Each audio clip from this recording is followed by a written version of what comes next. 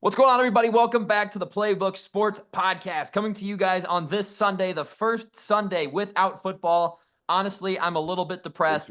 It's funny, my pastor at church this morning mentioned about the NFL a ton, and it just a single tear slid down my cheek because the season is over.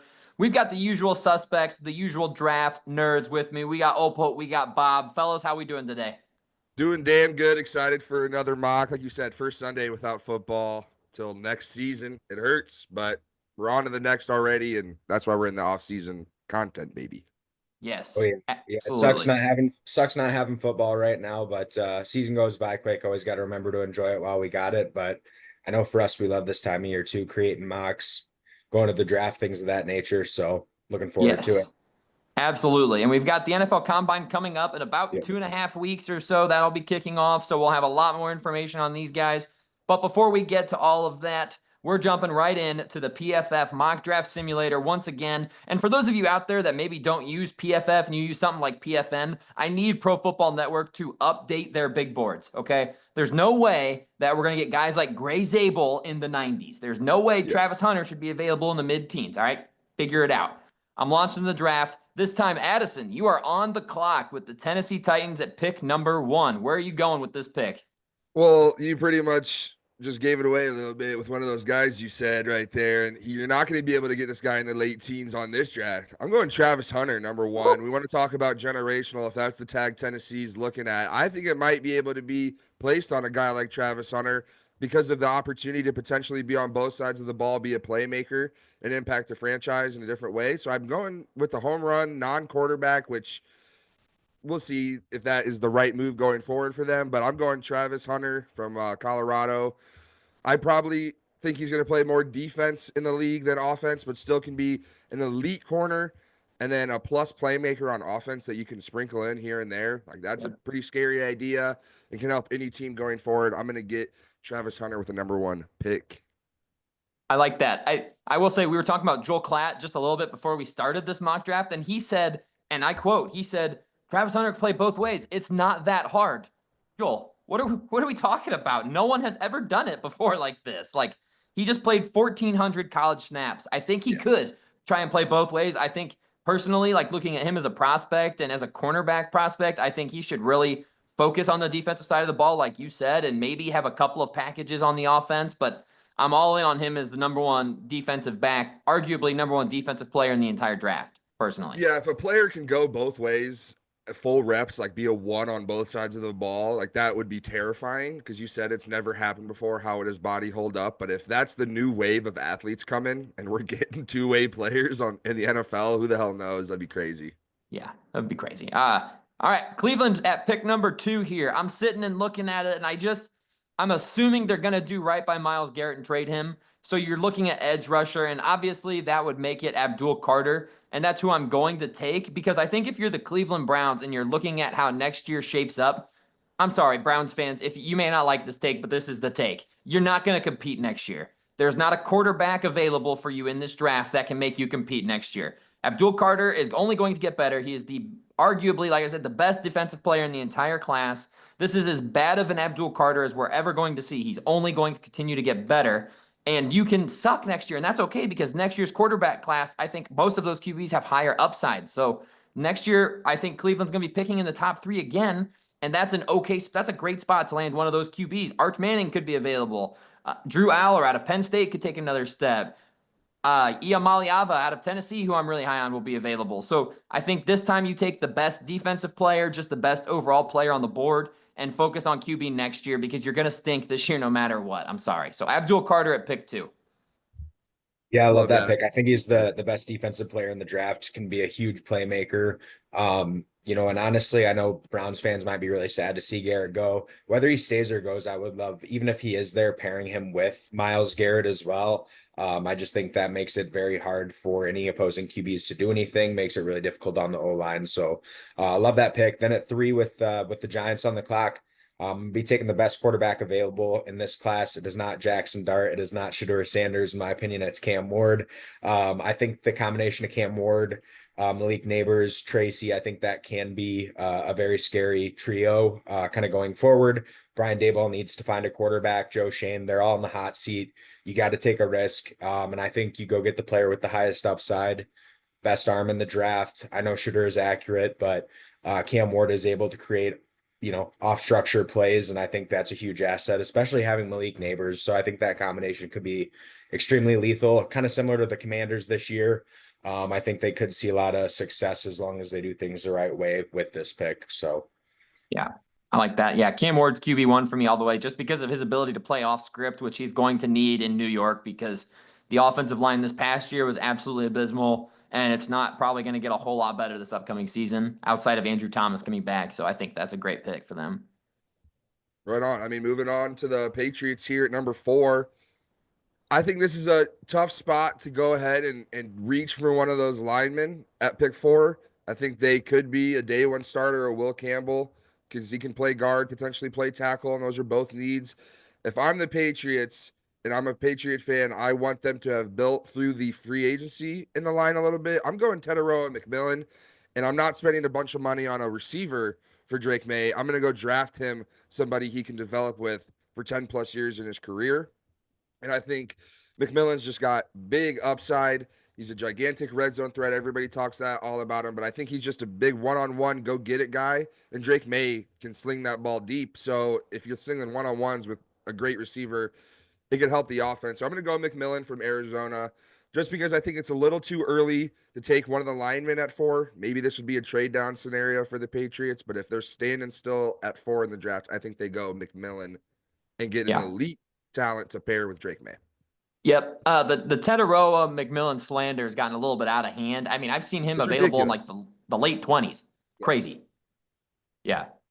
You got to get a weapon for Drake May, and Teteroa McMillan is exactly that. So I think that's a great pick for them.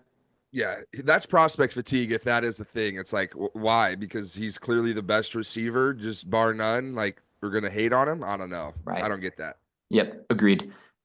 Jacksonville here at pick number 5. It's kind of interesting because we don't really know how their new defense is going to run. We don't know how a lot of their team is going to run. It's a new GM. It's a whole new setup now in Jacksonville. So I'm going to go just best player available. And best player available at this spot is defensive tackle Mason Graham. After kind of looking at his stuff a little bit when I was making my bully list for this year and players that are just dominant and mean on the field, which he will be on, spoiler alert, he is unbelievable against the run. I'd like to see more out of him against the pass, but in Jacksonville, you should just work on stopping the run because we've got the pass rushers. A defensive line of Eric Armstead, Mason Graham, Josh Hines-Allen, and Trayvon Walker, who's getting better, is a nasty front 4. So give me Mason Graham there. Yeah, I love that pick. I mean, I think they go a Michigan man either way, whether it be D tackle or cornerback here. But like you said, addressing the D line, especially in the AFC South. I know Mixon had a great year last year, Jonathan Taylor. So got to be able to stop it, especially with your edge prospects coming on. Now on the clock with the Raiders, I think this player just fell into their laps. Got to go Shedeur Sanders here. Pete Carroll gets his quarterback accurate, exactly like Russell Wilson, highest accuracy in FC or FBS history. So yeah, give me Shedeur Sanders here. Got to start somewhere. Give Pete Carroll his QB of the future. Pairing him with Brock Bowers. So I think Shedeur would be a great Raider. I like it. I like it. Addison, Jets. Yeah, Jets here. This is an interesting one because Will Johnson's there. I think they're going to go Tyler Warren. Going Tyler Warren, tight end. I'm starting to buy the hype that he could go even higher than some people anticipate. New coach Aaron Glenn coming in wants to set a culture. If Tyler Warren fits that piece that it sounds like he does, I'm going to go with the offensive weapon. And I know the news with Aaron Rodgers. What's the quarterback? Who's throwing at Tyler Warren? You figure that out because who was throwing at Brock Bowers last year for the Raiders? Well, they figured out they have a long-term elite cornerstone guy at tight end. Hopefully the Jets can do that as well with Tyler Warren, and maybe it is a little bit of Brock Bowers that's pushing him up in the draft because, hey, he's so good. This guy can maybe emulate him a little bit, but the Jets fall for that. It just fits the culture piece as well. I think it's a good pick. I'm going to go Tyler Warren, tight end. Yeah, I like that pick a lot. I could totally, why not? Bet you go, just base it off your board. Okay, position of need, tight end, check. One of the best players in the entire draft, check. I don't care who your quarterback is. He's going to be open, and then that's just another weapon for whoever you end up with at QB. So I think that's a really good pick, and I would not be surprised to see the Jets do that. You can even play quarterback if you need him to out of wild. Yeah, true. Try him out, give him a run. Yeah, right. Why not? Panthers on the clock here. I'm torn between two guys, but I think I'm going to put a priority on the defensive line and not the defensive back. And I'm going to go with Mike Green, edge rusher out of Marshall. I like I like productivity on the field over projecting a guy like someone like Mykel Williams, who's probably going to go really high in this draft because you can project him really far. Mike Green just had 17 sacks and he looked great at the Senior Bowl, and he's going to test great at the combine too. He's going to check every single box that teams are going to want. So if him and Mykel Williams are both freak athletes, but Mike Green has shown me on the field that he can have a 17 sack season and do all these things, and Mykel Williams hasn't, it's pretty easy for me. I'm going to go Mike Green and give them a pass rusher to replace Brian Burns. So that's where I'm going with that pick. Yeah, I love the pick. And then I think Saints on the clock here. I know they just got an offensive minded head coach. But anytime you can add a great pass rusher, I think you do it. And I think they go James Pierce Jr. here, edge out of Tennessee. I think he's a great example of having the stats and the production in college, but also has a great upside as well. So I think a low floor guy, with a high ceiling. I think that's a home run pick, especially on a team that probably does need help in a lot of different areas. Just go get one of the best edge rushers available in the draft. So great pick. Love me some James Pierce, man. Love him. Love that. And I love picking for my Bears in the mock. Ooh. And I think that this would be a good scenario if some edges have fallen off the board and they get put into a scenario where they have to take an offensive lineman. And I think that is where we're at. I'm going to go Will Campbell. I think this is just the easy one in this scenario, but he's a position guy that he could play tackle if you don't believe in Braxton Jones and you're not worried about the arm length, or he can be a guaranteed day one guard if you're worried about that. And he's going to be potential guard for years to come. I think you get a starting lineman to try to protect Caleb Williams, because the big pressure problem last year was the interior of the offensive line. I watched it over and over, Caleb Williams climbing up in the pocket to get sacked. You address that by taking somebody that potentially is an interior piece for years to come in Will Campbell. Yeah, I've been harsh on Will Campbell just because it was a lot of talk about, top 3 guy in the entire draft. And then I watch his tape and he doesn't have the best bend for tackle. And sometimes he had some trouble with some power rushers. But at the end of the day, he played it at an unbelievably high level at LSU. And again, that's like turn off the scout brain every once in a while and just turn on your football brain. This guy was an elite tackle at LSU. If he did it there, he could probably do it in the NFL. But also, if you want to play the game of projection, he projects to be an elite level guard on the offensive line too. So like you said, he's one of those guys you play at either position on your offensive line and you're happy with the production. So I love Will Campbell's pick there. San Francisco on the clock, a lot of buzz, and I don't know if it's official or not, but Javon Hargrave is likely out the door there already after just 2 seasons. So that opens up a huge need on the defensive side of the ball for Robert Saleh to have to fill. And I'm going to go with a guy that I think is going to rise up draft boards, especially once he tests and with how well he did at the Senior Bowl. I'm going to go with Ole Miss defensive lineman Walter Nolan. I'm so high on Walter Nolan. He's one of those guys that I hope he's really good in the NFL because I'm staking a lot on his ability to be really good in the NFL. But he's just mean, man. He's so good. I'm going to go Walter Nolan at 11. Yeah, love that pick there. And this makes me extremely happy because I think it is an outcome that is very likely to happen for the Cowboys. I know Colin's going to absolutely hate it, which just makes me smile. So give me Ashton Jeanty here for the Cowboys. Best running back in the draft. I know Jerry's done it before, and Jerry absolutely loves those flashy picks. So they do need a running back as well. So I don't think it is a bad value. Getting a running back at 12 is never great, but I think he is the best player available, at least at the offensive side of the ball. So, yep. Agreed. I mean, this is getting interesting because Will Johnson, he's having that Christian Gonzalez fall in our draft, and it's like who snags him might not be an exact need for the Dolphins, but if it's an elite corner, I mean, this is tough though. I think they're going to be looking on the offensive side of the ball, and especially on the offensive line. If a couple of these top end prospects are still available, you have signed Tua to the long-term deal. You need to protect him at all costs. I'm going to go Kelvin Banks Jr. from Texas, the tackle/guard prospect, can play either one, and that's a need for the Dolphins on either spot. So he will be starting. He will be a day one starter for the Dolphins, picked at 13. So I'm going to go Banks Jr. from Texas, and he's a multi-spot guy on that offensive line. Thank God. As a Colts fan, I am smiling right now, just to be honest. Yeah, you are, because this pick's Will Johnson. Are you guys, question for you, Bobby, as the Colts fan, are you guys more of a zone defense or a man defense?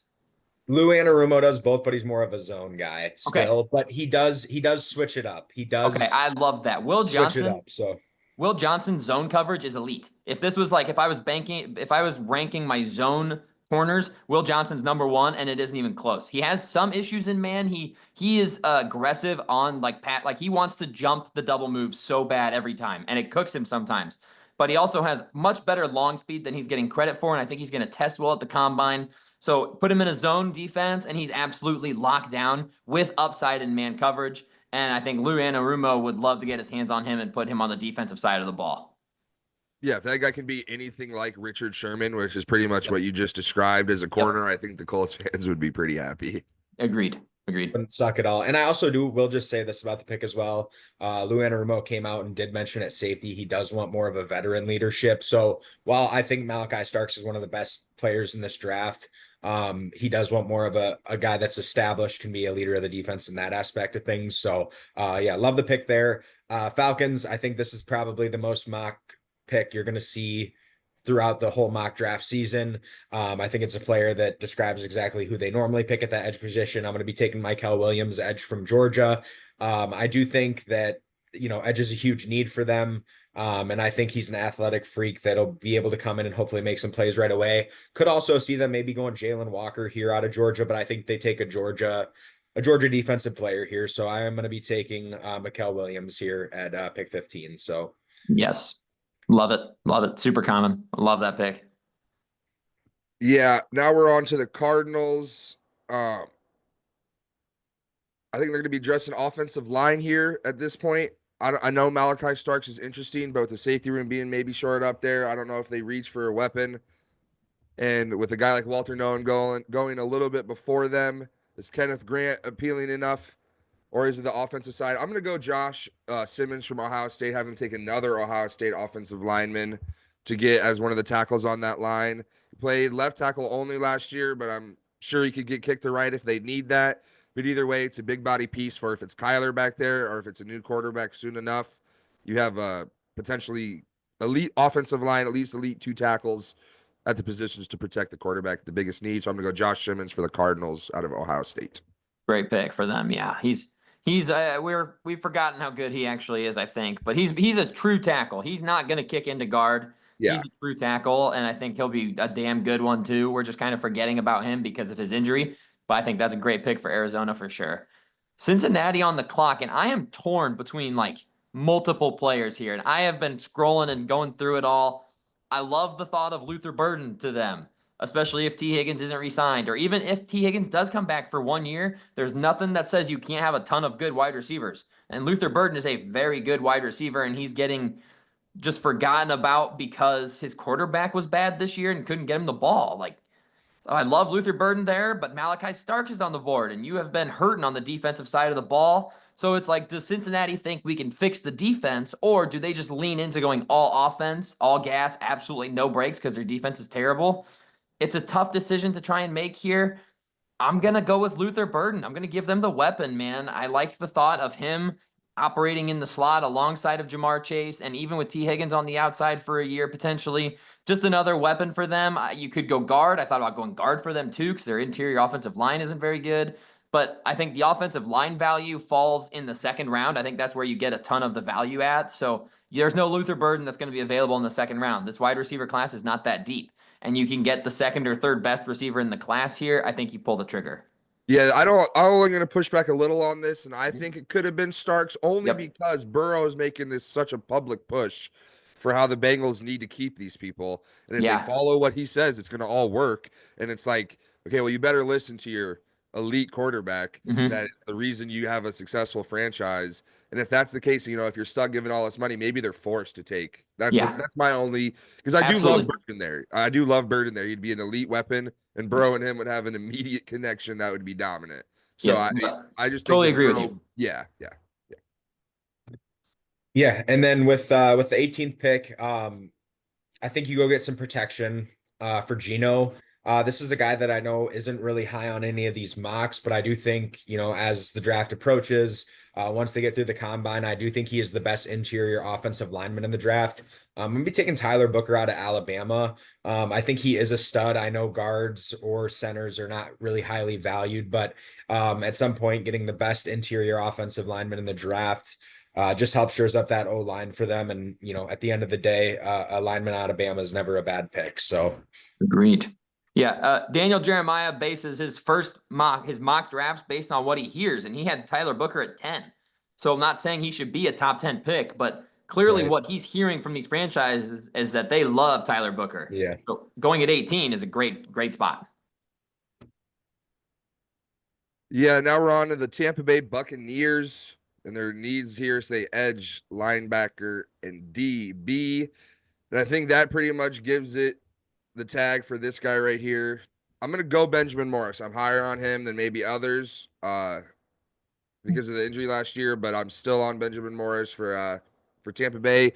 I'd maybe think about Malachi Starks, but they do have two safeties still with Whitfield and Whitehead that are both signed to deals. So it's like you'd be just drafting and making a room more full of guys that are already starting for you. So I'm gonna go Benjamin Morris, get a guy on the outside.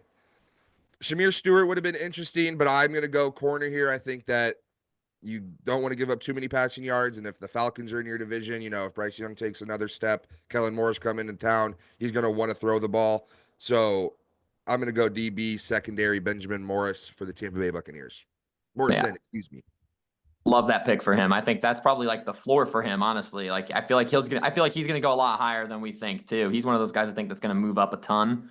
And that makes my pick at 20 tough, man. Like I want to take a tight end because I know that Sean Payton loves to run his offense through tight end. But maybe you take a guy in the second. Maybe you go with a second round tight end here. It's a deep class. What'd you say?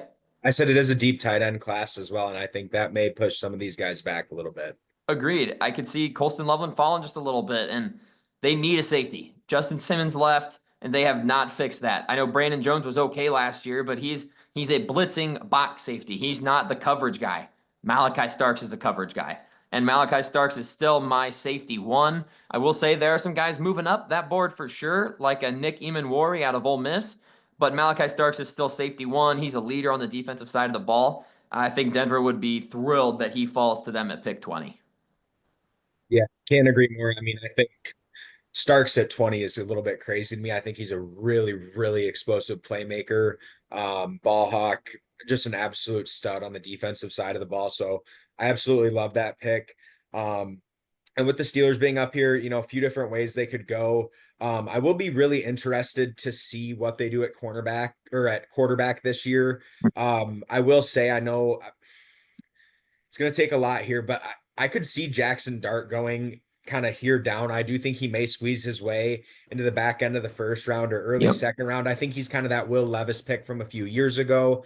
So just something to kind of look out for here.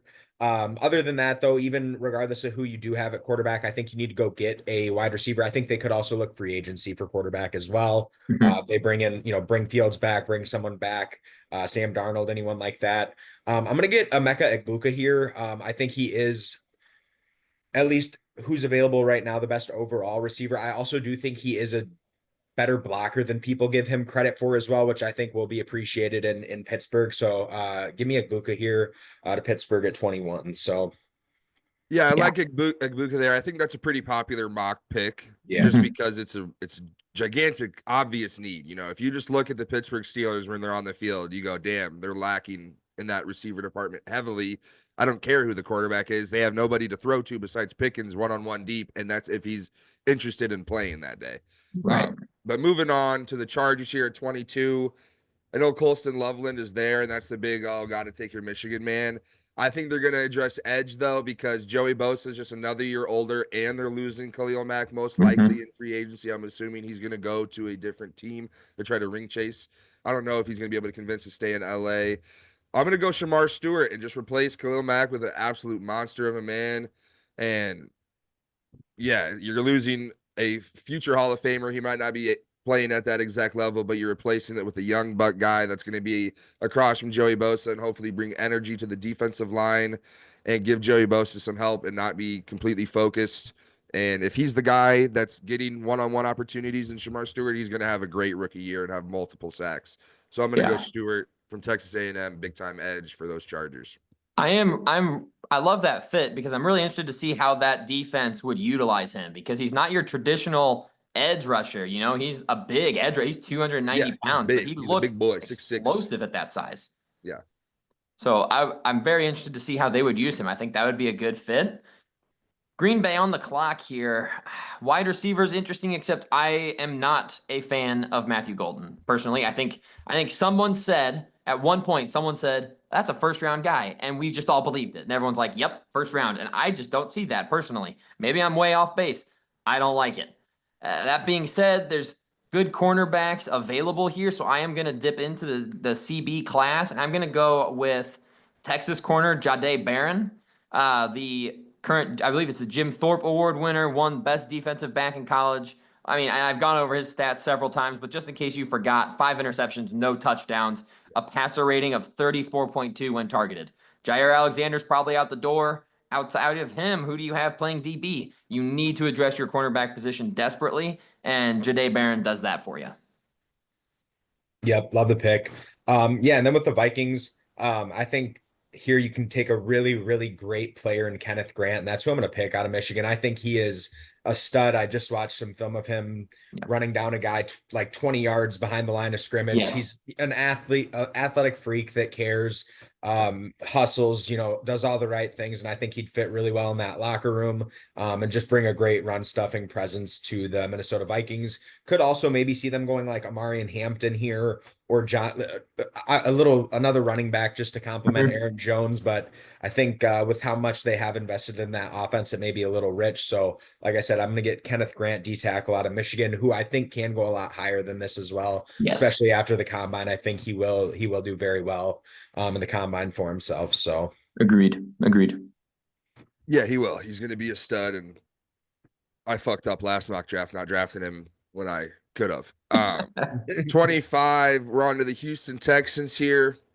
This is interesting because it's the question the Bengals had a couple years ago. Do you draft Jamar Chase, or do you draft Penei Sewell? And it's not those level of guys, but it's the same concept. Do you let CJ Stroud still run for his life and have no protection and draft a receiver? Or do you go try to get somebody that can play offensive line, multiple positions if needed? And I think that's where they're leaning, because they looked at how they lost the game to the Chiefs, and sure, they can blame the refs all they want. They allowed sacks, and that impacted the game big time. And then for me, it's a tough one here. Our man Membo is right there. Nate, you love him as a tackle, and they're good at tackle. Yeah. So is he going to get kicked in their guard? I'm going to go Gray Zabel and go, They want the versatility to be able to play any position needed. If a tackle gets injured, guess what? We could kick this kid out there and maybe he could take over the role. He could be a day one starter at guard. And I mean, he took snaps at center at the Senior Bowl. I'm not saying that would be his best position, because we haven't really seen much of that. But the fact that he's willing to play literally all 5 offensive line positions is a huge piece.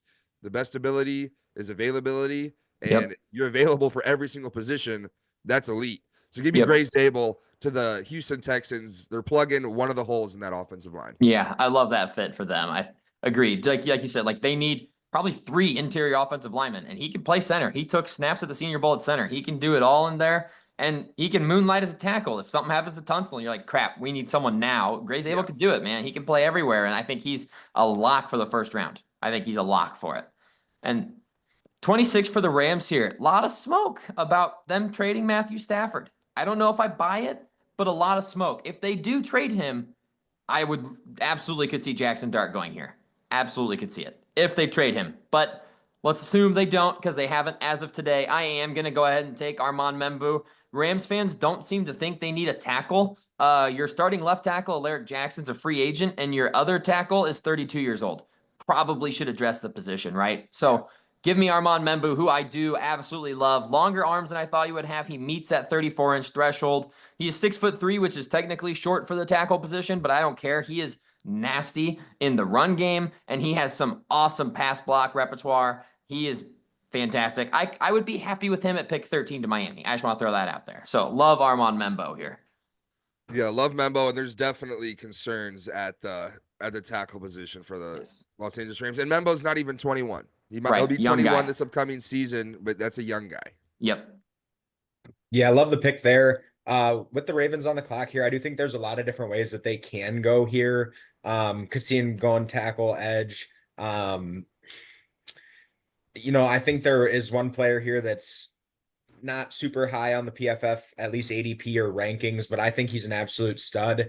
I think he can come in and be an impact player for you right away, and that's going to be Siobhan Ravel. Yeah. Go give him a corner to pair with Wiggins. I know Wiggins is a lot smaller of a player. I think Ravel is that bigger body corner, and I think he's a ball hawk that can come make plays immediately and just continue to add to a lockdown defense. And I do think there's not a ton of super high end talent at the wide receiver spot.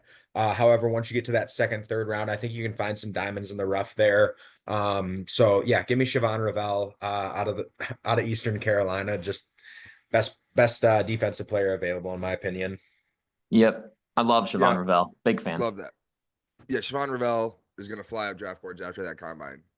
Some guys always do, and he's going to have the 99 RAS score or whatever Yep. it is, and he's going to fly. Yep. Lions here. I'm leaning edge at this in the defense just because of all the injuries last year. You're looking at your offense, you're saying you're bringing everybody back. Sure, we lost our coordinator, but we still have the pieces, so this is still going to function well enough. We don't really have to change the formula on the offensive side. Defensive side might have to change the complete formula.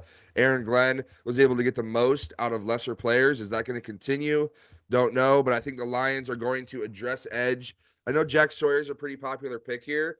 I'm going to lean that they're not going Jack Sawyer just because I think he's comparable to Hutch. And Yeah. I don't know, he's not on the level of Hutch, but he's a poor man's Hutch, I guess, in my mind. Yeah. So do you want to pair two similar guys on both sides, or do you want to go get an edge like Nick Scorton, who's going to completely shut down the run on his side of the line and also potentially have upside pass rush? So I'm going to go Nick Scorton from A&M, and it's strictly because of the fit. He'd be on the opposite side of Hutch, and you have your elite run-stopping defensive lineman or defensive edge immediately, and you still have Hutchinson, and then Scorton can grow as a pass rusher. So I'm going to go Scorton here over Jack Sawyer for the Detroit Lions.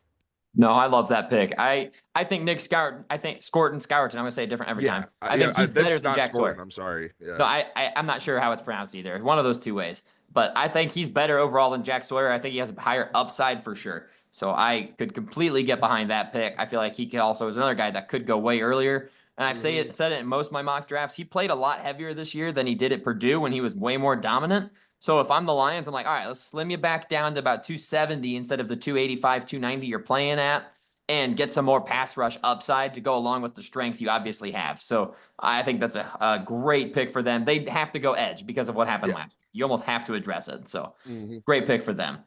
Washington on the clock here, needing a tackle, wide receiver, edge, corner. I just don't feel like Jack Sawyer fits the Dan Quinn style defense. Maybe I'm wrong. Washington fans, let me know about it in the comments if you guys would like Jack Sawyer in this spot. But I'm going to go after the offensive line. I'm going to address the offensive line here.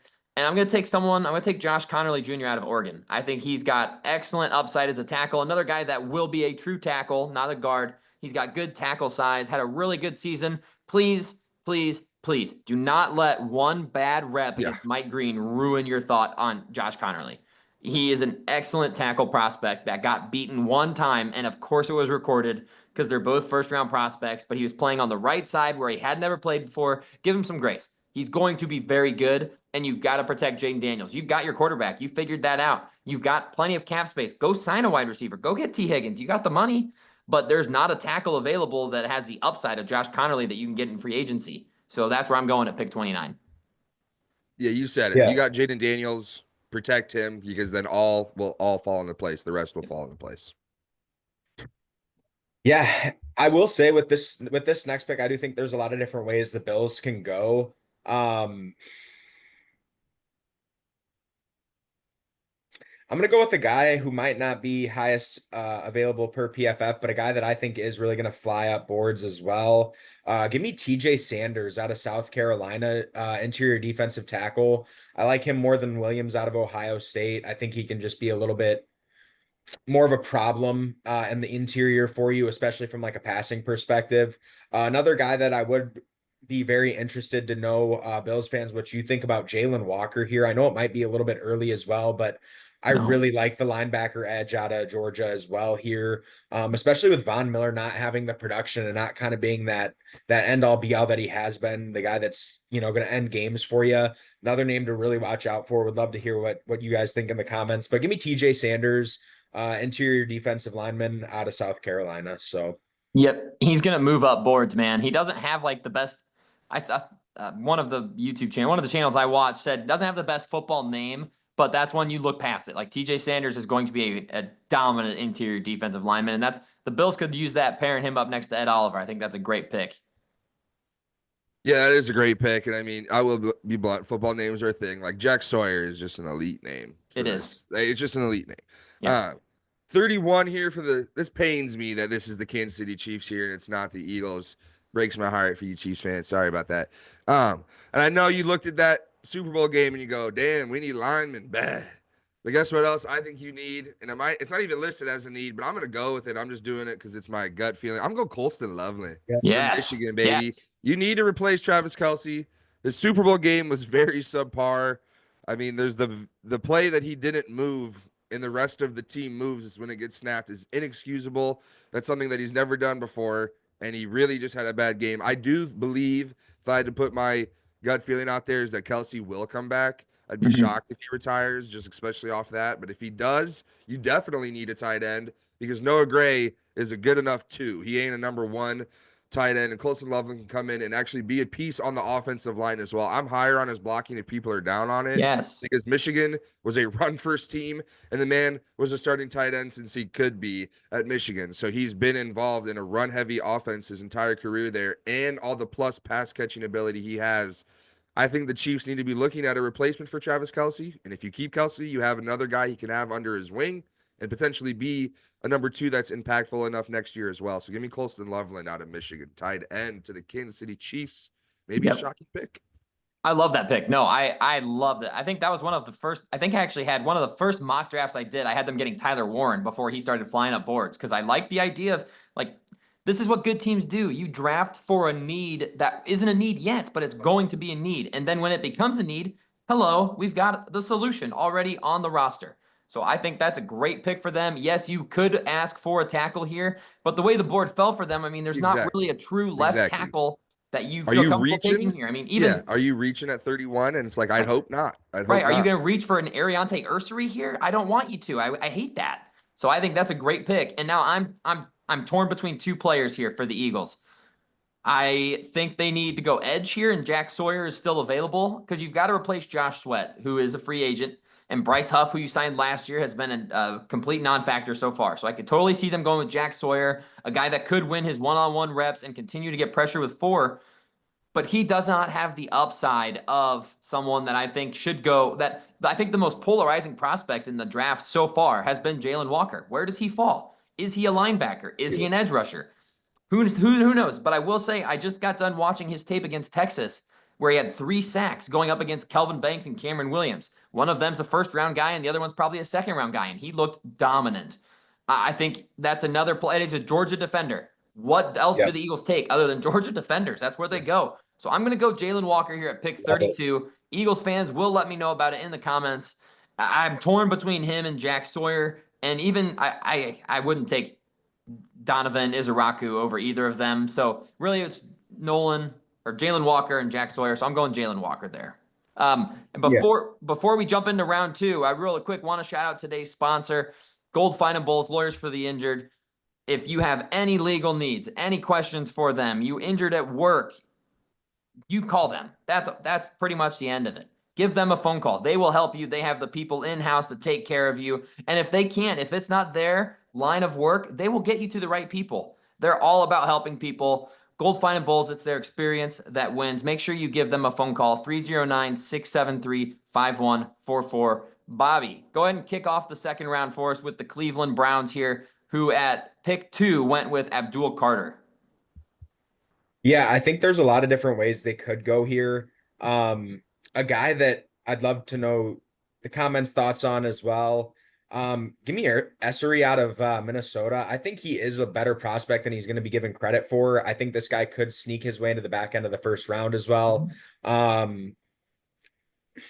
Could go running back here, but at the end of the day, give me a guy that's going to be a left tackle going forward in the league. Has some position flexibility, but 6'6", he's a big boy. And regardless of who your QB is, I think you got to be able to protect whoever's back there. So yeah, give me the tackle out of Minnesota here. Like that pick. They need a tackle. Yeah, I mean that division's got elite pass rushers as well, so you gotta definitely need a tackle no matter what. Yep. G-men on the clock. The G-men on the clock. Cam Ward in the first round. Second round, I think they're grinning ear to ear if this guy falls. He could be a potential first-round pick. I think he's hit our first in a mock a couple times when we've done it. I'm going to go Trey Amos from Mississippi, DB. They addressed the secondary and a quarterback, and I mean, you're feeling pretty good because those are gigantic positions of need for successful teams in the NFL. I like Amos' size. He's a 6'1". He can be a boundary corner. So I'm going to go Trey Amos, Mississippi to the G-men. Great pick. Yep. I think he's a guy that definitely could find his way into the first round. It'll be close for him. And another guy I think that just might find his way into the first round here. Titans with the first pick in the draft went with Travis Hunter. And it just so happens that a quarterback that might be a late first round guy falls to them here at pick number 35. And I'm going to take Ole Miss's Jackson Dart down on PFF's mock draft. I get it. You know, he's in the hundreds there, but he has been turning heads, man. The people are talking about him. Good season last year, 4,300 yards, 29 touchdowns, 6 picks. Only going to get better. Still a young guy, only 21 years old. And Tennessee needs a QB. I think he's the third best quarterback in this draft class. Yeah, Jackson Dart. Lane Kiffin, quarterback whisperer in college, wanted this kid, got him. He excelled in his offense at Mississippi. He was able to use his legs, and it's quarterbacks in the NFL draft, guys. This guy's going to have a combine if he throws there. If he doesn't, he throws at his pro day. He's going to make one throw where everybody goes, okay, we got to at least raise him up the board a little bit. It might not be Zach Wilson to number 2 overall. Those things will continue to happen. I don't care how many Zach Wilsons get drafted. Quarterbacks are going to do something where teams are like, oh, worth a shot. And they're going to fly up boards because it's the biggest piece to a team, the quarterback. So I love Jackson Dart to Tennessee because fans are probably thinking, why don't we address it at the top of the draft? Well, you can in the second. Love that. Yeah, great pick. With the Jags on the clock here, I think there's a lot of different ways they can go. Went Mason Graham in the first. Mason Graham with the first pick. Yeah, absolutely. And I think they do have to address the corner spot. And a guy that I do think that even as a Colts fan, I would love if he's there in the second round. Give me Darian Porter, corner out of Iowa State. Big guy once again. The Jags need all the help they can get though at the cornerback position, and I think he's the best available. Would be sad to see Amos go just 2 picks before. But give me Porter out of Iowa State. I think he's a big body corner who can hopefully help start that secondary, getting them going in the right direction. So. Oh, yeah. 6'4", 200 pounds. Yes, please. Thank you very much. Yeah, big body. Love that. Big body shutdown. Raiders on the clock here at 37. Got your quarterback of the future in this mock in Shedeur Sanders. And now you're going to pair him up with a weapon. And the question is it Matthew Golden from Texas? Is it Omarion Hampton from North Carolina? Excuse me. I'm going to go Omarion Hampton from North Carolina. I know Matthew Golden's the shiny receiver. How about we get this young rookie quarterback a run game and have the opportunity to pound the ball, control the clock, and not make Shedeur throw the ball 35 to 40 times a game on average. Well, if you don't have a running game at all, and without a running back, that's what you're going to have. They basically did not have one last year after Josh Jacobs left. Zamir White did not live up to the expectations. So I'm going to go Omarion Hampton. Raiders fans, if you're pissed about that and you want Golden, let me know in the comments. But I think you got to get your rookie quarterback somebody can build chemistry next to in the backfield, and that can be somebody that takes away 25 plays a game from Shedeur throwing. And if you get a run game going, it obviously helps every individual game. Look at the fucking Eagles, man. Yep. So, give me Omarion Hampton. I know you guys can't see my screen, but you at home watching this can see my screen. I was sitting there highlighting Omarion Hampton's name. I'm like, this has got to be the guy. This is the pick. He's too damn good to be here. And I'm bummed because that was absolutely going to be my pick for the Patriots, which in real life makes me really happy. I do not want them to get him because I think he's going to be awesome. New England on the clock here, needing So they took Tedero McMillan in the first round. So wide receiver has been cleared up. So we're probably looking offensive line. And I'm going to go with one of my favorites. I understand like Donovan Jackson's been really solid, can play guard and tackle. But I like Wyatt Milam more. Wyatt Milam is one of my favorite offensive line prospects in the entire draft class. I do think we've said it in the last mock. Yeah, this guy in the last 3 seasons, 0 sacks. Okay, I'm in. Yeah. Sold. Thank you very much. Yeah. He's got plenty of size. He's 6'6", 317 pounds. He's a lockdown offensive lineman. You want to play him at tackle? Do it. He'll be great. You want to play him at guard? Do it. He'll be great. And just give me someone up front that can block for my quarterback. Thank you very much. So Wyatt Milam at pick 38. Of the 0 sacks, not even one rep you like slipped, not even one rep you didn't get off as quick as you needed to. And I get maybe the talent against him, you can argue it, whatever. The fact that there's 0 like problems where he made a mistake, like that's pretty damn impressive. That's very impressive. Agreed. And I think a West Virginia lineman just speaks to who Mike Vrabel is as a person more than anything. It does. Yeah, you want a West Virginia lineman, man. Right. With the Bears on the clock here, I think they could go a few different ways here, but I think someone's just fallen way too far. I'm not sure if he meets the exact needs that the Bears need at edge. However, I think he's too good of a prospect to pass up. So give me Jack Sawyer out of the Ohio State University. I know with Addison being a Michigan man, it may hurt just a little bit, but I think he is a big time playmaker when the plays need to be made. I think there is something about having that clutch gene, big time moments, the big time players step up. He might not be the best tester. This is a grit guy that wins with the burning desire. So give me Jack Sawyer edge out of the Ohio State. I'll be like, maybe I just haven't done enough research on him. Him being 6'5" listed at that's bigger than I thought. Yeah, he's a big boy. The size might be there weight wise, but 260. I mean, 6'5", 260. That's decent size. That's good size. That's good damn size. Agreed. So here we are in the Saints. For me, I'm getting skipped on both Bears picks in the second round. Oh darn. Yes.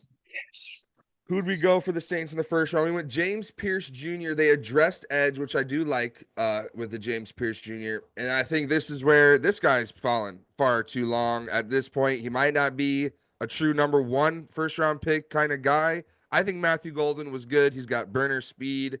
You get him the ball deep, it's a touchdown. So give me Matthew Golden to the New Orleans Saints. Kellen Moore gets a new weapon. He's coming from Philly, and he's been in Dallas where they've had these elite weapons on the outside.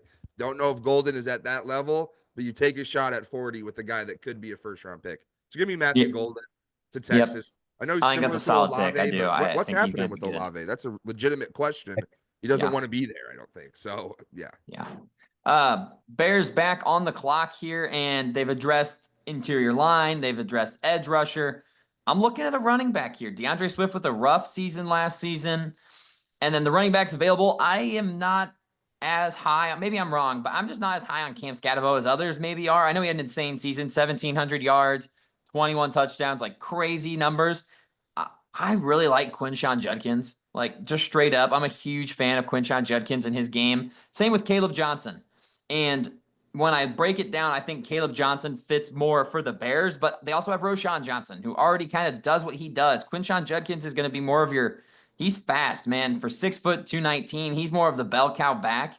So I'm going to go with Quinshon Judkins here out of the Ohio State University. I think you could argue a number of running backs for them, but I am going to I loved Roschon Johnson coming out. I'm a huge Roschon Johnson fan, so I don't want to take someone that's going to, like, if they're the same style, why do that? That seems like overkill. I think Quinshon Judkins a little more lightning to Roschon's thunder.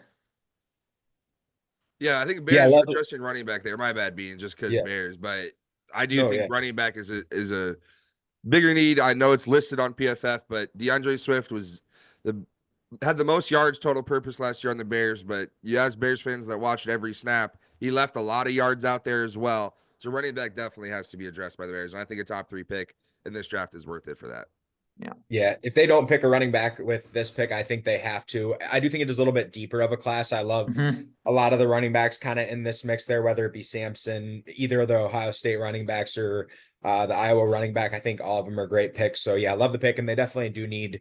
And with Ben Johnson coming over from Detroit, I think that's a kind of a shoe-in pick at some point in this draft.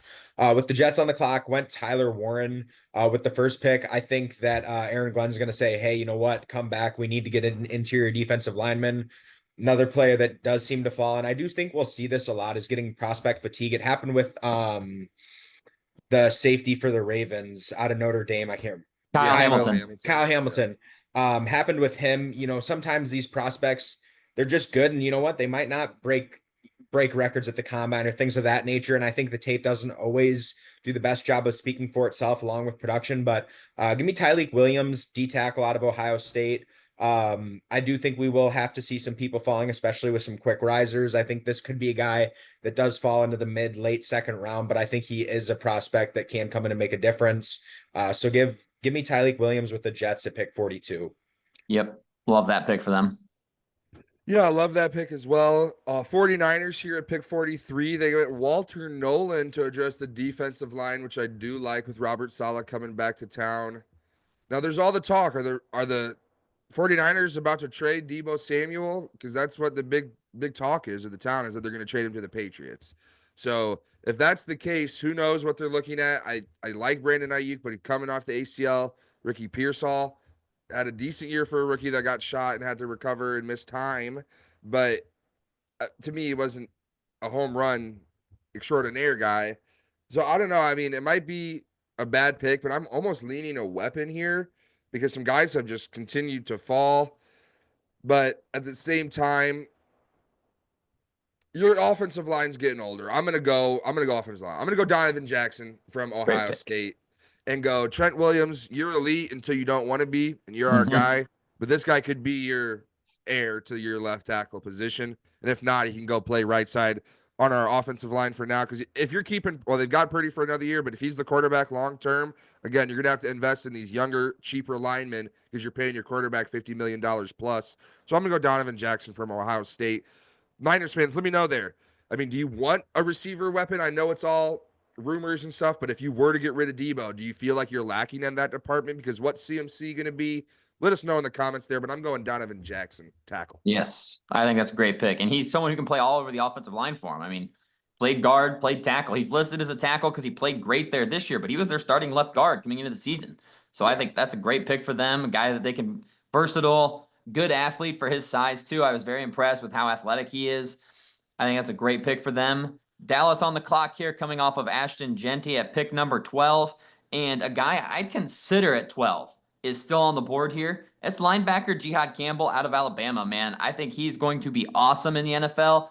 He has a nose for the football, fantastic instincts for the position. He's my linebacker one, depending on what you think of Jalen Walker and where he plays, because if he chooses off ball, he's off ball one. If he chooses edge, then he's not. So I like Jihad Campbell. You just lost to Marvion Overshown for the entire year next year, and your other middle linebacker was Eric Kendricks, who's probably out the door because your defensive coordinator Mike Zimmer's gone. So now you've got a whole new guy coming in, and Jihad Campbell is just one of those prototypical middle linebackers from Alabama. And sign me up for those guys. And he's not even 21 years old yet. So give me Jihad Campbell. Yeah, love that pick. I was really, really hoping you would just go Landon Jackson. Just like I said, our resident Cowboys fan, Seeps, I think might not be a fan anymore. So I was over turn here off the smiling. video. I was really, really hoping, just to be honest with you. But no, I love that pick.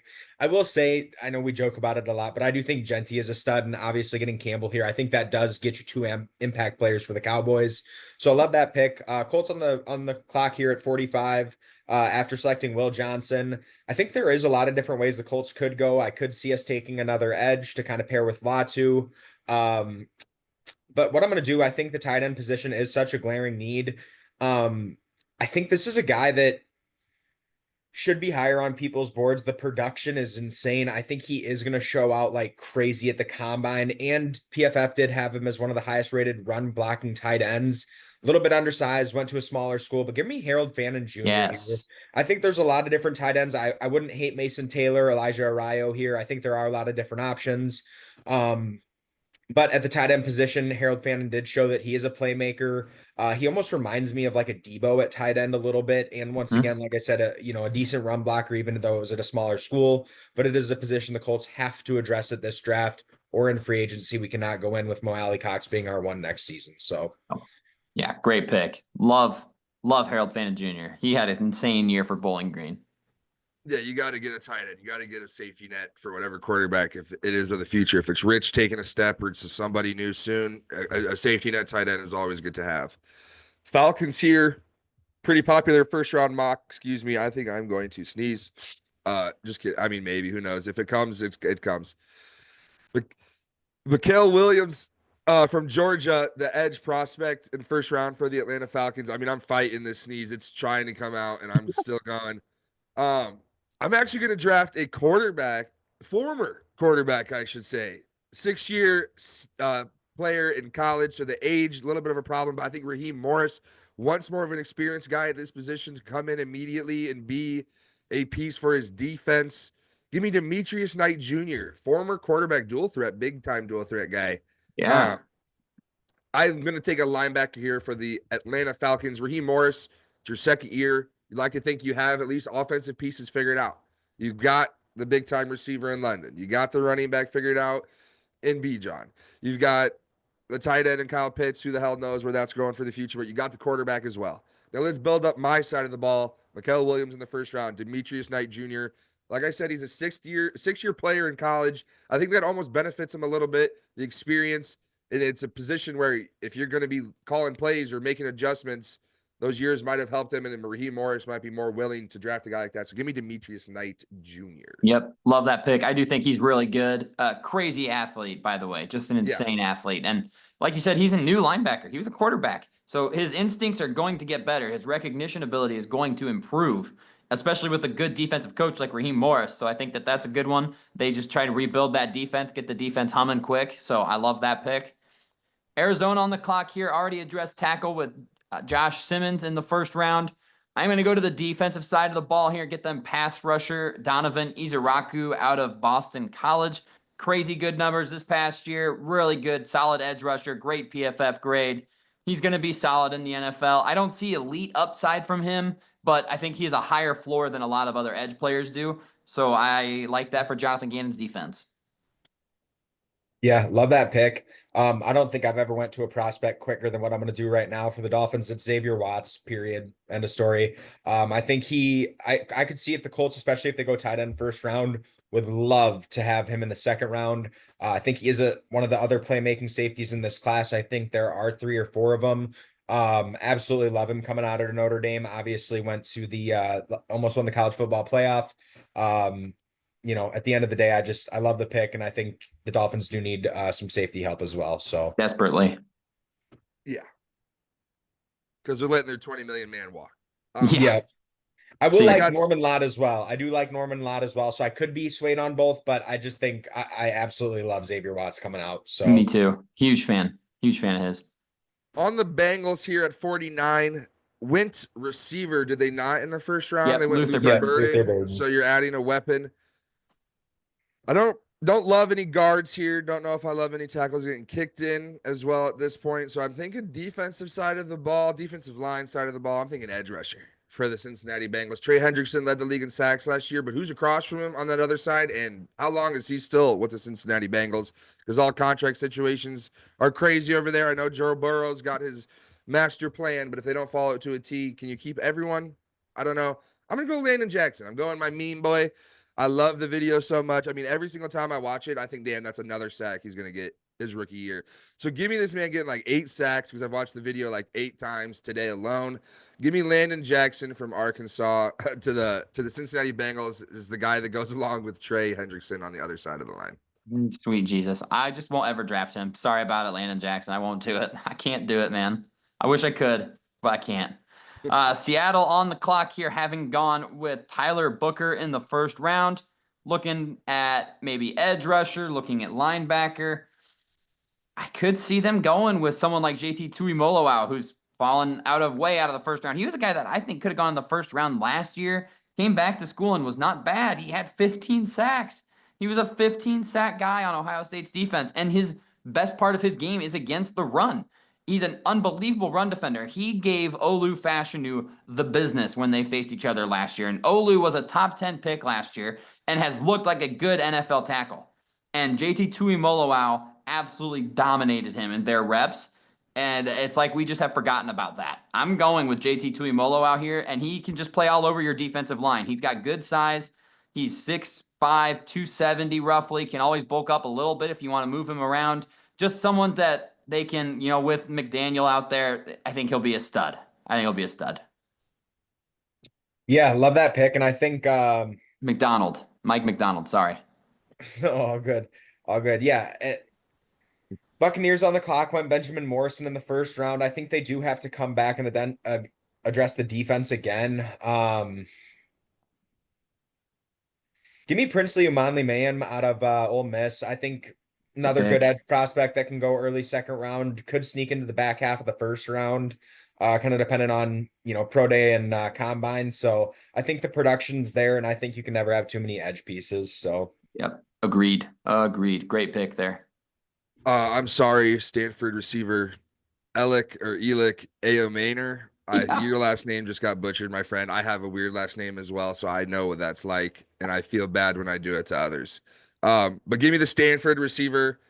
The Denver Broncos in the first round went Malachi Starks. I mean, that's a home run first round pick for the Broncos, not having to move up to get the best safety in the class. You go get Bo Nix another weapon. I know you have Cortland Sutton. Maybe they are similar players because um, Elick is a 6'2 guy as well. He's sort of a big body. He's maybe not a slot receiver, but it doesn't matter. You need weapons. You need somebody for Bo Nix to potentially build some chemistry with, because as much as Franklin was there and he caught the deep bomb, the Denver Broncos lacked in the receiver department. And if it wasn't for a forced connection with Cortland Sutton, I don't really know if there was one anywhere else, because it was pretty much throw him the ball 15 times a game. But you need to have somebody else you can throw the ball to. So I'm going the Stanford receiver. I'm not saying his name again at 52.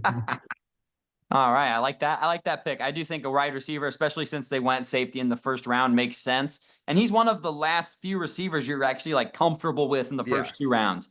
Mhm. Outside of that, you're talking about guys like Jalen Royal, maybe even a Tez Johnson, although I'm sure they hope Tez Johnson falls to him in the third round. But who knows how that all plays out. Pittsburgh on the clock here. Who's their quarterback next year? Russell Wilson is a free agent. I'm pretty sure Justin Fields is a free agent. Now, I'm sure they'll bring back at least one of them, you've got to think, but they're not on the team right now. And even if they re sign them, it's probably for a year, maybe two at most. I'm going to go high upside, and I'm going to Mm. go Jalen Milrow here. And Mm. it's tough because do you want a guy that is like Kenny Pickett and had good production in college and maybe can have good production in the NFL? Similar to like Dylan Gabriel. Great production once he got out to Oregon, but he's 6 foot tall. He's 24 years old already. I don't love that. And then the other guy I really thought about here was Quinn Ewers. I think he's going to start moving up draft boards. I think we're too low on Quinn Ewers. Number one overall prospect just a couple years ago, had a really solid year this year. It's just it didn't work out in Texas, but I think he's going to be good. He's 6'2", 210, good size. He's only 22. But I am going to go with the freak athlete and Jalen Milrow here and just see what Pittsburgh can do with him. Try and mold him. See what you can do. I don't see why you don't at least take a shot on the high upside here in the second round. Yeah, I mean, I don't dislike the Jalen Milrow. I'll only say is similar quarterback to Fields, maybe, Hmm. but they were willing to run an offense that suited Fields. So if they're Yeah, willing to run an offense that suits Jalen Milrow, I do not completely hate that pick. I don't love him. I think he has agreed. got a lot of work to do as a Yep. passer, but he's got a cannon Yeah, attached to his body. And that's a big piece that some people just never have. So right. it's like you can't coach arm strength. And No. if you can get him enough where it's like, okay, get your feet work a little bit better here, get your timing a little bit better here, and you have the plus elite athleticism that he Yeah. does have, because that's out of this world, that could Yeah. be a scary pick. Yeah. Agreed. Agreed. yeah, I love that pick as well. I think he's going to be an athlete. I think it'll be similar to Richardson, kind of flying up draft boards after he has his combine. Really interesting pick here at 54. Getting swayed a few different ways. I could really see them. I think they're going to go offensive weapon here.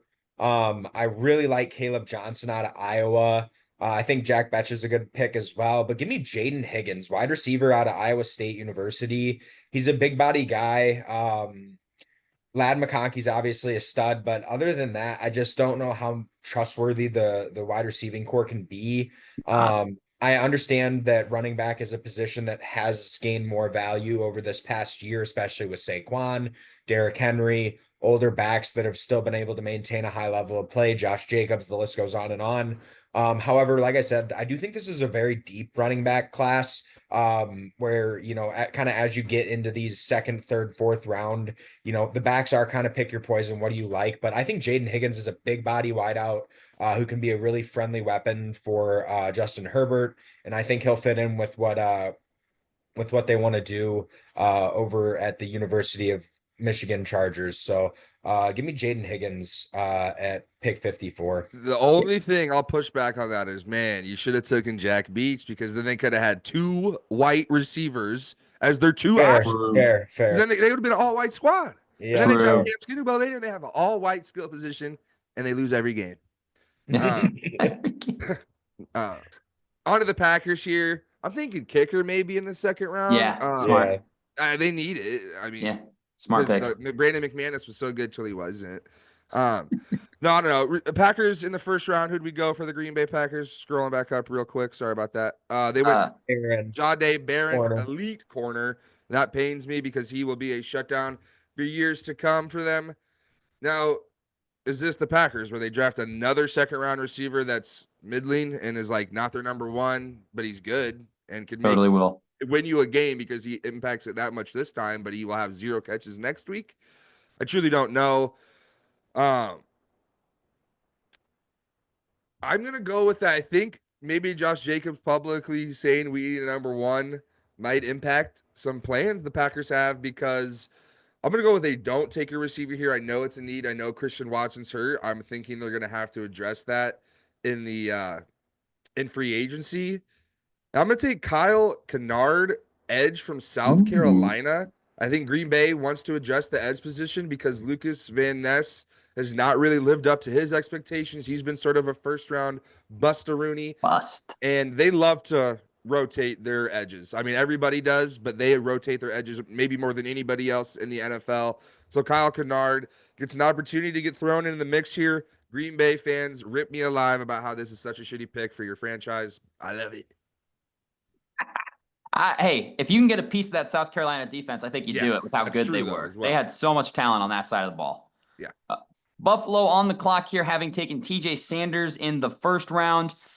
There's a lot being said out of James Cook's camp. He wants $15 million a year. Like, that's what he said. I want $15 million a year. He's got 1 year left. He's gonna probably hold out. Running backs understand. I think they're learning their value a little bit. Their value is definitely coming up, and James Cook had a great year for them.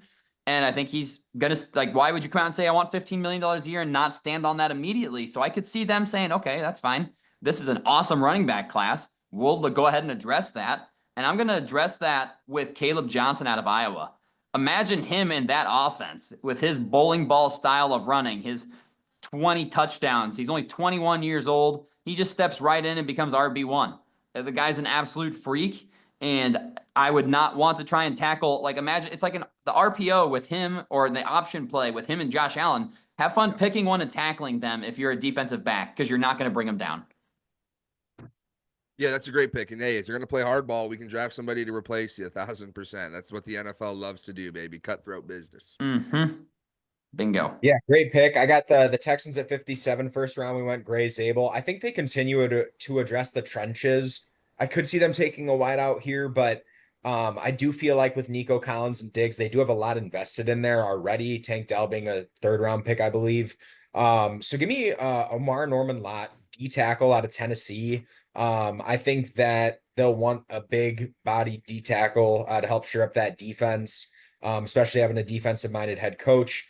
I feel like you kind of got to address the trenches, and they do play a physical smash mouth style of football. I know as a Colts fan, every time we play, it's going to be a very, very intense game. And I think you got to address the trenches to be able to kind of continue that and do things the way that the Texans will want to do it going forward. So I like that. I like that pick a lot. Is it me here for the Texans? Yeah, for Panthers. For Panthers. I'm sorry, Bob. Who did you have for the Texans? Omar Norman Lott, D tackle out of Because Tennessee. that was literally who I was potentially going to That's pick. why I did it, baby. For the Woo! Panthers. Yes. Because I know the Panthers drafted Mike Green in our first round mock here, but their defensive line still needs help more after that. But then it's also, do you address the secondary? I like Norman Lott there. Maybe Derek Harmon, but I don't know if he fits well with their other tackle, Brown. I don't know if that's I know he was hurt, but what is he? Because he's coming back. He's the one piece they really had. Mm-hmm. I'm going to go Derek Harmon, though. I think you say, hey, our secondary can benefit from a good front four, front seven. So I'm going to go Derek Harmon, and that you just completely address multiple pieces on that D line, and you're coming back with a vengeance. at Yep. quarterbacks next year. You actually have a threat from multiple positions on that defensive line next year, and that's something Carolina hasn't had since they were an elite defense with Cam. So give me Yes. the defensive lineman from Oregon. Love that pick. I thought I had the Panthers. Honestly, I just miscounted, and that's who I was going with was Derek Harmon. So well done. I totally love that pick. Baltimore on the clock here. They went Siobhan Ravel in the first round.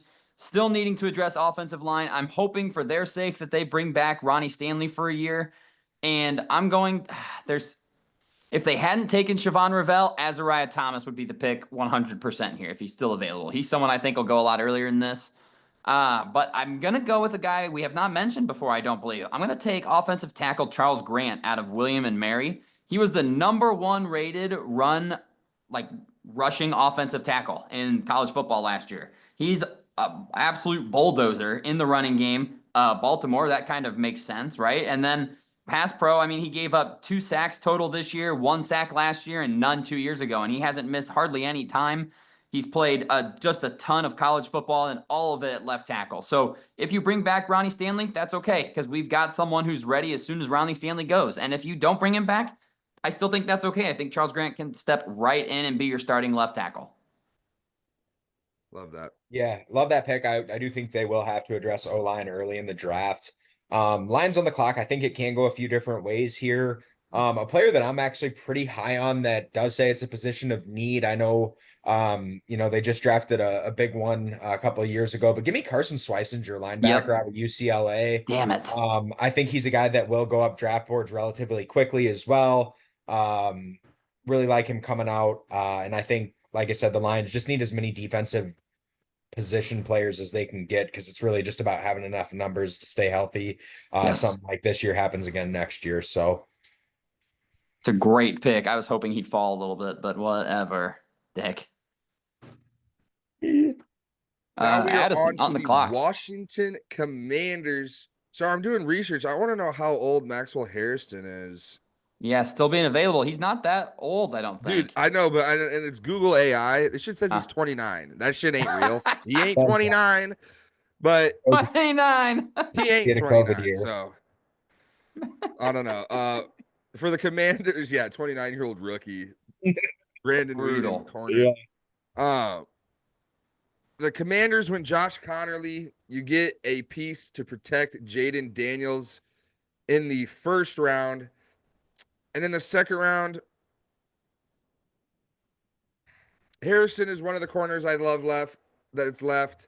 But I'm going to go Jordan Birch, the other Oregon defensive lineman, an edge piece for that defense for Dan Quinn. What can it do? I mean, obviously, again, it's similar to the situation where you have your offense. Now to the Falcons. You have offensive pieces. You have the quarterback. You got a position of help there. Now let me build my side of the ball as well. I produced a defense with lackluster players last year. I'm going to go get a guy I want in the top 2 rounds of the draft. Give me Jordan Birch from Oregon edge. That is a very good pick. I like that pick a lot. I think Oregon has a ton of guys that's going to get drafted in the first couple of rounds in this draft too. They're going to be very happy with their picks for sure. Buffalo on the clock here, and Addison, I am going to take Maxwell Hairston off the board. I think great size for the cornerback position, and if you're the Bills, you have to address corner desperately. I thought about a receiver here, but I think Maxwell Hairston still being on the board, definitely one of my winners from the Senior Bowl. Rasul Douglas is a free agent. Kyer Elam has been an absolute disaster. So then you're looking at, you got Christian Benford and then who? I don't know. So address cornerback if you're the Bills, and Maxwell Hairston still being there's a great pick for them, in my opinion. Yeah, love the pick there. With the Chiefs on the clock, I think they're probably looking for a replacement for Patrick Mahomes. No, I'm just kidding. Yeah, I do think they do need some O-line help here though. Few guys I like left on. I also do really like Alfred Collins, D tackle out of Texas. I think he's going to be a really, really good player. Give me Cameron Williams, tackle out of Texas. I just think that they will address the O-line. I know overall Cameron Williams has been a right tackle. Maybe could explore him at guard, especially with some of the free agents you're expecting to have leave. I just don't know what other, what other guys would really do that for me. So yeah, give me Cameron Williams, tackle out of Texas. Okay. Yeah, Cameron Williams is one of those guys that the NFL is going to really value because of his upside. He's just not there yet. He's a raw Right. prospect. He's an absolutely raw tackle prospect, and you can see that in PFF's grade of him. I mean, this was his first year as a full-time starter, and he's very well known for letting Jack Sawyer run right around him to sack Quinn Ewers and force that fumble 6. So that has been a downside for him. But I do think with the upside and get him on the Chiefs, maybe he doesn't start right away. He shouldn't start right away, but get him in that building and get him learning that offense and how to play position. He's got all the upside in the world. Love that. And now we're on to the Super Bowl champion Philadelphia Eagles making a pick. And it was a home run pick in my mind, round 1. Jalen Walker, that just is what it is to a T. The Eagles get a guy that's like, damn, how'd they get this guy a couple years later in the draft? Mm-hmm. Eagles here. Hmm. It's a tough one. I don't really love any of the corners left. And I know Jack Beach is there or Betch is there, and it's, do you draft that guy? I'm gonna take somebody that maybe Eagles fans would piss. I'm going Jalen Royals from Utah State. I think he can be the third piece that's in the offense passing wise with AJ Brown and Devonta Smith as the two outside guys. Maybe Smith can even play a little slot, but Royals can fit any role you need him on the offense, and I'm gonna go with him as the third piece to complete the three-headed passing attack there in Philly. I know they don't pass a lot, but when you do, it's good to have good weapons you're throwing to. Yeah, I think that's a very good pick, and he looked so good at the Senior Bowl too. He's gonna be moving up draft boards, so I like that pick. You could have gone maybe like a Jonah Savai-Naya for guard, especially if Mekhi Becton isn't back. I would have liked that pick too, but you need more weapons there as well. There's nothing wrong with getting more weapons, especially when you've already addressed defense. Now go offense. So I like that pick for sure. And that wraps up our 2-round mock draft for today. 3-round mock drafts are coming because I was looking at the board and I was like, there is so much talent still available. Like guys like Nick Eamon-Wari is still on the board here, and a ton of offensive linemen. And there's just so many, like Jack Besh was still available. There's so many good players in this draft. It's a lot deeper, I think, than people think. It doesn't have the blue chippers, but it's got a ton of talent in the middle rounds. So it's going to be a great draft, and I'm super excited for it. So fellas, nice job today. Love the picks. Not really a whole lot of argument for me on who went where. Yeah. Yeah, I'd Yeah, I love mean, to it was hear a some good mock, feedback from yeah. the comments too. I know the last comment section was absolutely bumping. Keep it up. I know we obviously appreciate it. So and I think with all these picks, we can all agree there is some prospect fatigue that's definitely going to come. You'll see some people rise up mocks. You'll see some people fall down mocks. At the end of the day, a lot of these guys, like you said, it is a deep class. I think a lot of it's going to come down to fit and what plans these teams have for the players they draft as always. So Agreed. Yeah, definitely just let us know. Rip us apart if we pick the wrong guy for your team, or if we're missing out a complete need that you think is gigantic and we don't. Let us know in the comments for sure. We love to get back and communicate with you guys down there. Agreed. Yeah. Well, that is all we've got for you guys. Make sure you guys stay tuned for more off-season videos. We've got prospect rankings videos coming out shortly. We'll have more free agent prediction videos coming your guys' way. And yeah, if you're not subscribed, hit that red subscribe button. And like these boys both said, comment and let us know what you guys think of your team's picks. I know you guys will. Can't wait to hear it. We'll see you guys in the next one. Peace.